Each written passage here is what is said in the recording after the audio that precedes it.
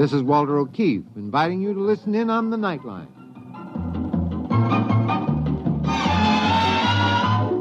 Tonight, live the incredible life of ages yet to come, in a time that might be 1,000,000 years from now, on X-1.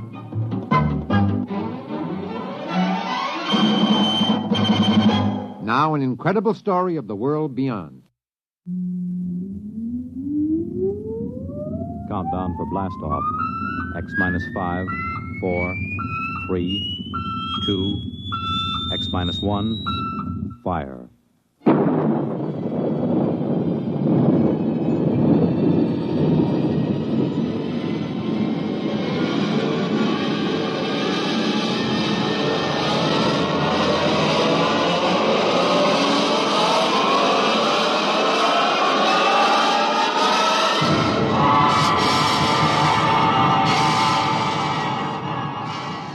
From the far horizons of the unknown come tales of new dimensions in time and space. These are stories of the future, adventures in which you'll live in 1,000,000, could be years, on 1,000 maybe worlds. The National Broadcasting Company, in cooperation with Galaxy Science Fiction Magazine, presents X minus 1.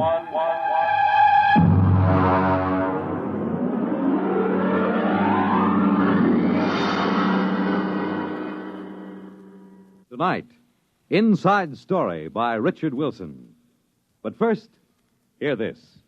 I know a couple old friends that argue about everything. Politics, world affairs, even the time of day. One thing they agree on, though, is Pabst Blue Ribbon draft beer. They say it's the best. And for a change, they're both right. Pabst Blue Ribbon Draft is a bright, modern-tasting beer that still has plenty of that old-fashioned beer flavor. Next time you see that sign that says, Pabst Blue Ribbon Beer on draft, stop in, order a glass. You'll soon know why so many folks agree on the bright, modern taste of Pabst Blue Ribbon Beer of Milwaukee.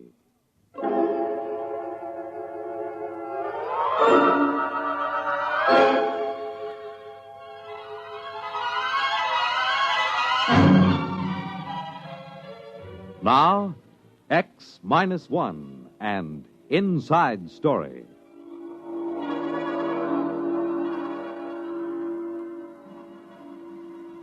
Every wire serviceman knows that when the legislature shuts down for the hot weather, when it gets too warm for crimes of passion, that's the start of the silly season. It's the time when the teletype chatters about the largest pumpkin grown in Sauk County and the dog that found its way home from Luna Base to the Cocoa Island rocket port. Well, it was the silly season when I reported to headquarters Martian sector of the Galactic News Service at IOPA. I found the bureau chief, Scott Warren, looking sourly at a strip of copy. GNS Sonala add lizards. Lizards? Lizards. Ew. New light on the longevity span of the Martian sand lizard was shed today by the Sonala Zoological Society. Now, that is what I call hot news. Flash copy. Dull day? Following a dull night.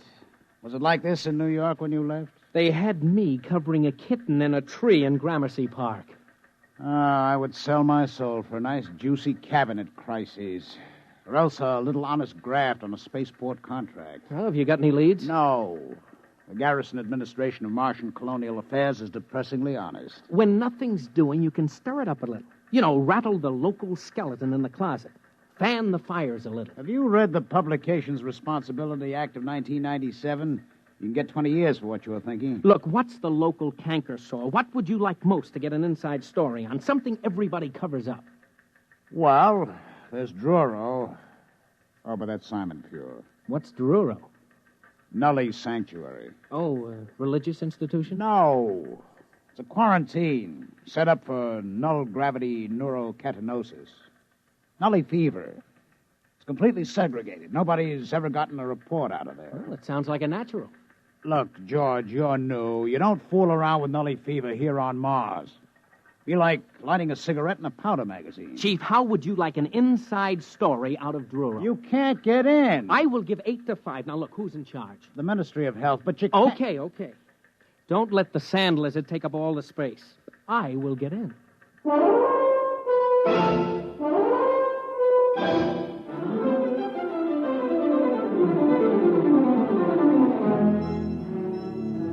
wasn't so easy. I did fine over at the health ministry until I mentioned Druro. And then I might just as well have had a galloping case of nully fever myself. I was referred to the press officer, to the assistant administrator, to the legal department, the protocol division, and then back to the press officer. Finally, I got in to see the commissioner, Dr. Marks. Just what caused you to raise the question of Druro, Mr. Gordon? Look, Dr. Marks, what I want is your permission to visit Druro and get the inside story. Visit Druro? You mean inside the camp? Yes, that's right. Mr. Gordon, I am quoting Administrative Code, Section 65. Any person found within the perimeter at Druro is considered to be a nully fever victim. Contagion is something like 99% certain at a range of 100 yards. What's the treatment? Druro. You mean they're just shoved there to rot? A nully, Mr. Gordon, will rot wherever he is. He deteriorates to the point of total sterility. Take my advice. Forget it.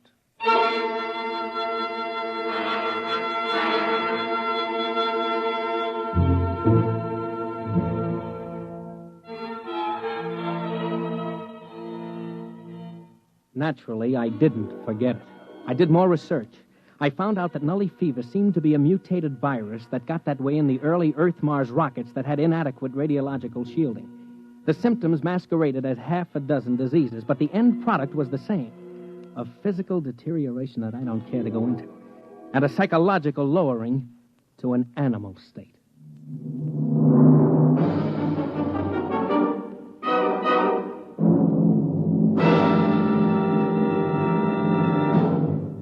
You're listening to Inside Story, tonight's attraction on X-1. Now, back to X-1 and Inside Story. I may be a little reckless following a story, but believe me, there isn't a bonus big enough to make a hero out of me. I had no intention of contracting nully fever just to provide a byline story for old GNS.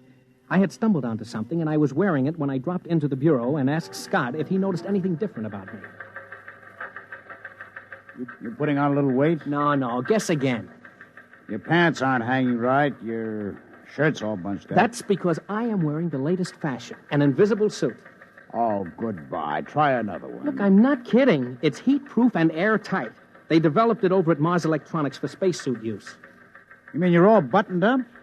Well, how do I hear you? Short wave from a miniaturized dental mic. It's hanging on a front tooth, see? You're not kidding. Well, how come it's invisible? It beats me. Something to do with a non-refractive coating. You need that for dark side work on airless satellites. I got an experimental model from a PRO at ME.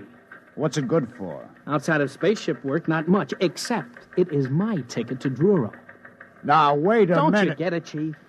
I can't be infected, not with this suit on. It's absolutely airtight. Don't worry, I'll be safe. Wrapped in plastifilm like chewing gum. Yeah, but that won't get you past the perimeter into the nully camp. Just leave that to me. I've got that figured out, too.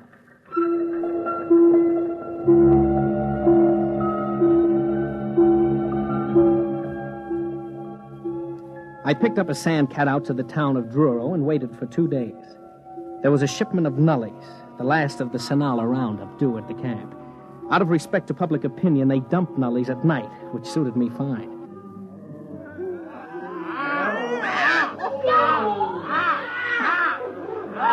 About 100 nullies were going over the newcomers like kangaroo caught in a frontier jail.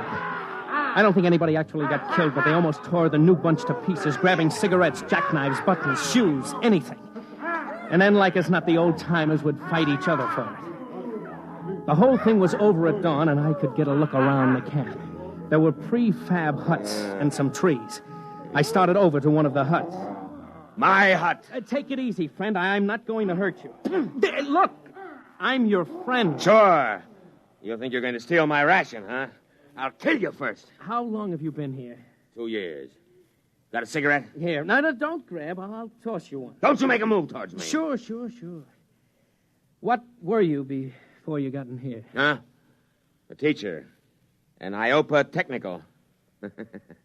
I fixed them before they got me. I cut down 10 medics with a power drill. When is breakfast, friend? You go plenty hungry. Ration isn't until tomorrow. You think that was some fight last night? Wait till you see ration drop. Last time somebody tried to beat me to a ration case, I fixed her. Never mind. Don't tell me about it. Hey, what's that over there? Up the hill. Looks like a regular fortress. What are you trying to do? Hurt me? No, I just asked you what goes on up there, those other huts inside that barricade. You spying for them? Yeah, sure. You're spying for them, you dirty...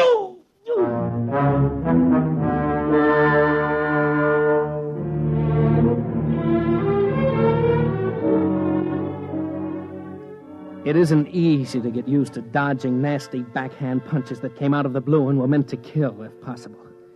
I got my arm up in time to catch about half the force, and the man ran off with my pack of cigarettes. But there was something up that hill worth looking into. A barricaded section set apart from the rest. So I started up. When I hit the woods, I stopped just 3 feet short of a 10-foot spear. All right, you. Get back down the hill. Now, take it easy, will you? What's going on up here? Go on, get moving.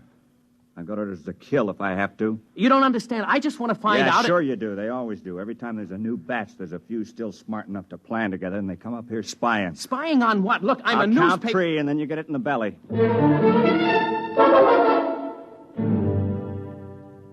No hero I got before he reached 1.5. That night, I managed to talk to the ex-teacher without either of us slugging the other. I asked him about the guard on the hill.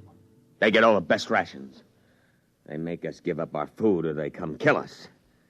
They've got spears and knives.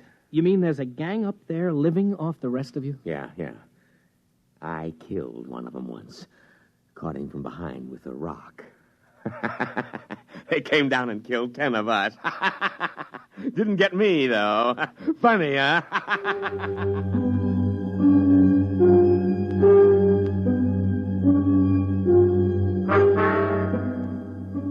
I got the picture. It's been the same every time men are herded together like animals. Andersonville, Buchenwald, and Dachau, the Alaskan camps in the 70s, and now Druro.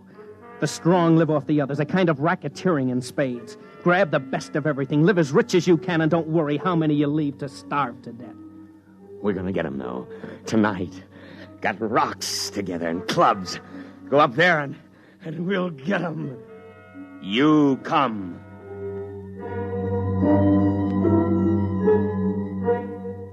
I didn't have much choice. They would have torn me apart.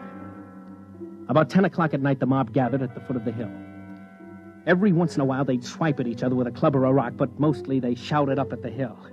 And then suddenly, without any signal, they charged.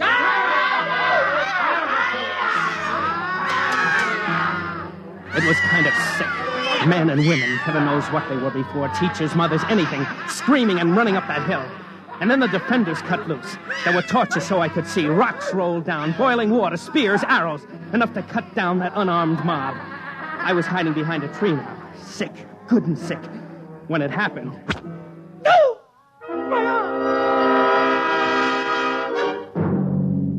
Hold on, bud. I'm going to pull this arrow out. Here goes now.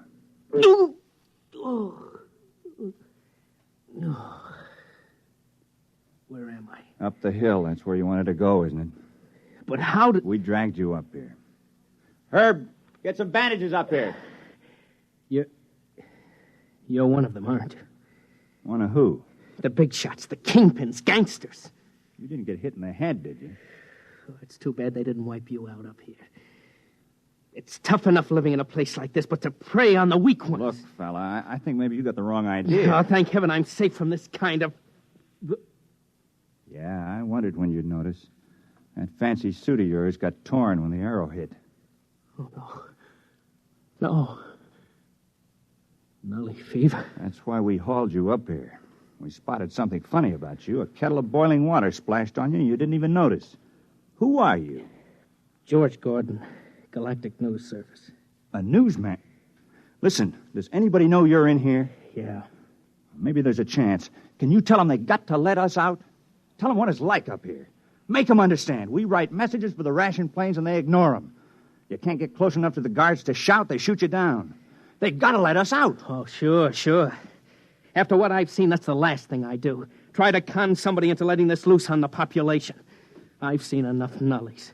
Even if I have to spend the rest of my life in this camp, I don't want to be responsible for making more. Wait a minute. You don't get it. We're not nullies up here. What?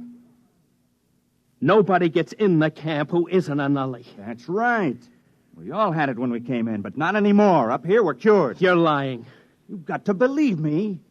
We've been living up here for 4 years, keeping guard, trying to live like human beings in the middle of those animals down there. Losing maybe 3 or 4 a week, fighting them off. You know you're more dangerous than they are down there because somehow you've kept some intelligence, enough to want revenge on the rest of the world by infecting us. No, you've got to believe me. We're cured. Nully fever can be cured somehow because we've done it. About 100 of us. More now with the babies. The what? Babies. Normal, healthy babies.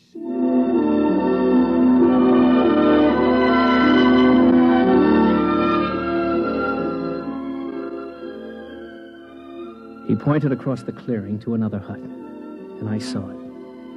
A woman about 30, sitting on the doorsteps, nursing a baby, an infant. And I heard the words of the commissioner echoing in my ear. And, of course, total sterility. These weren't nullies, not anymore. If they could have babies, they must be cured, living as a desperate island in a mad world of violence.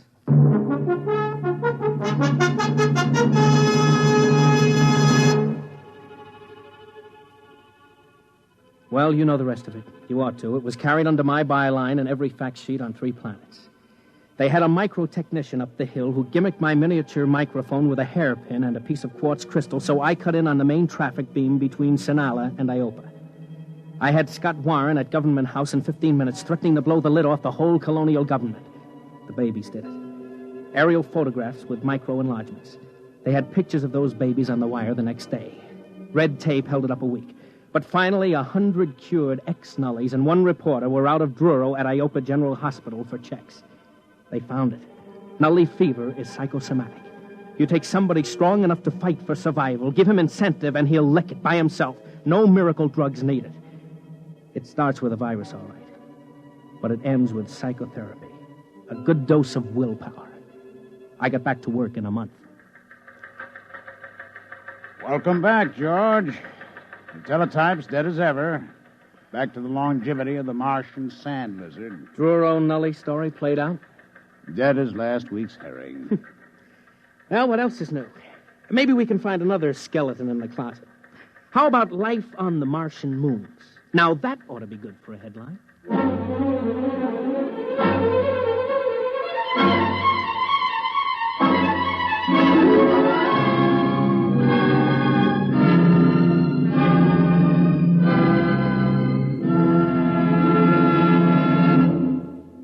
Fred Collins again, and I'll have a word for you about next week's X-1 in a moment.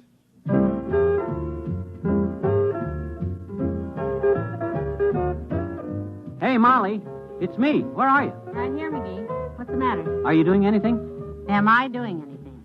I've got a towel wrapped around my head, a broom in one hand, a bucket of soap and water in the other, and the kitchen curtains under my arm, and you ask me if I'm doing anything. Sure, I'm vacationing in Florida. Oh, here, Molly, let me take that stuff. What are you doing? Now, just sit down. Sit down right here. Well, you're sweet, McGee, but I've got... You can go back to work in a minute. I got something big to tell you. You know, something really big. What have you gone and done? We're going to be on Monitor. Monitor? NBC's fascinating, motivating, merry-making, scintillating, ever-vescerating weekend radio service. Oh, that Monitor. Of course. And we're on it, McGee? When? This weekend and every weekend. What do you say to that? Oh, that's wonderful, McGee. So don't make any plans, folks. We'll be seeing you this weekend. All weekend. On Monitor. And now a word about next week's story. The category Inventors by Arthur Sellings on X-1. You have just heard X-1, presented by the National Broadcasting Company in cooperation with Galaxy Science Fiction Magazine, which this month features Time Waits for Winthrop by William Tenn. Winthrop was literally the most stubborn and selfish man in 500 years. How could they convince him not to strand them in this society of shriek fields and panic stadiums? Galaxy magazine, on your newsstand today. Tonight, X-1 has brought you Inside Story, a story from the pages of Galaxy written by Richard Wilson and adapted for radio by Ernest Kenoy. Featured in our cast were Bob Hastings, Leon Janney, Ralph Bell, Richard Hamilton, Edwin Cooper, and Pat Hosley. This is Fred Collins. X-1 was directed by Daniel Sutter and is an NBC Radio Network production.